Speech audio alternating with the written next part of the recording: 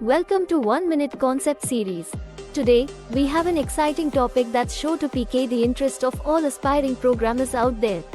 In this video, we're going to dive into the world of DSA, or data structures and algorithms, with Python. So, if you're wondering how to get started, this is the perfect video for you. Now listen, Python, a versatile and beginner-friendly programming language, is an excellent choice for learning DSA. Its clean syntax and vast library support make it easier to grasp the concepts and implement them in practical scenarios. Well, fear not, we've got you covered. Let's break it down into a few simple steps. Familiarize yourself with the fundamental data structures. We'll explore arrays, linked lists, stacks, queues, and trees. Dive into algorithms. We'll discuss searching and sorting algorithms, such as linear search, binary search, bubble sort, insertion sort, and more. Practice, practice, practice.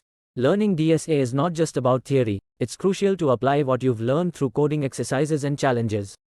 Stay updated with the latest resources. If you enjoyed this video, don't forget to hit that like button and subscribe to our channel for more exciting content like this. Thank you so much for watching, and we'll see you in the next video. Happy coding!